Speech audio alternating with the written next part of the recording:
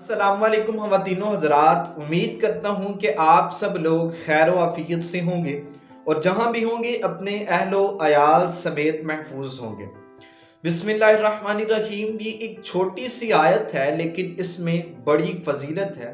حضور صلی اللہ علیہ وآلہ وسلم نے ارشاد فرمایا کہ مجھ پر ایک ایسی آیت اتری ہے جو کہ سوائے حضرت سلیمان علیہ السلام کے کسی نبی پر بھی نہیں اتری، اور وہ بسم اللہ ہے۔ اللہ تعالیٰ نے قرآن پاک میں اسے 14 مرتبہ بیان فرمایا۔ اللہ تعالیٰ نے اپنے جلال کی قسم کھا کر کہا کہ جس چیز کے آغاز میں یہ آیت پڑھی جائے گی اللہ تعالیٰ اس میں برکت ڈال دے گی۔ حضرت عبداللہ بن مسعود رضی اللہ تعالیٰ عنہ سے روایت ہے کہ جو شخص چاہتا ہے کہ جہنم کے 19 دروازوں سے بچے، اسے چاہیے کہ وہ بسم اللہ پڑھے۔ بسم اللہ کے بھی 19 حرف ہیں، ہر حرف ایک فرشتے سے نجات کا باعث بنے گا۔ اگر اس کی فضیلت کی بات کریں تو کیسر روم نے حضرت عمر رضی اللہ تعالیٰ عنہ کو ایک خط لکھا کہ میرے سر میں دائمی درد رہتا ہے، کچھ تجویز فرمائیں۔ حضرت عمر رضی اللہ تعالیٰ عنہ نے انہیں ایک ٹوپی بھیجی۔ جب بھی کیسر روم وہ ٹوپی پہنتا تو اس کے سر کا درد ٹھیک ہو جاتا، اور جب بھی اتارتا تو دوبارہ اس کے سر کا درد شروع ہو جاتا۔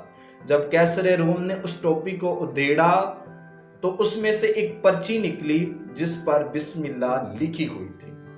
اگر اس کے ثواب کی بات کریں تو حضرت عبداللہ بن مسعود رضی اللہ تعالیٰ عنہ سے روایت ہے کہ رسول اللہ صلی اللہ علیہ وسلم نے فرمایا کہ جو شخص بھی بسم اللہ پڑھے گا اللہ تعالیٰ ہر حرف کے بدلے 4000 گناہ معاف کریں گے، 4000 نیکیاں اس کے نامہ اعمال میں لکھی جائیں گی اور 4000 درجات بلند فرمائے جائیں گے۔ بسم اللہ کے 19 حرف ہیں، اس طرح 76000 نیکیاں لکھی جائیں گی، 76000 گناہ معاف کر دیے جائیں گے اور 76000 درجات بلند فرمائے جائیں گے۔ یہ بظاہر ایک چھوٹی سی آیت ہے لیکن اپنے اندر بہت کچھ سمائے بیٹھی ہے۔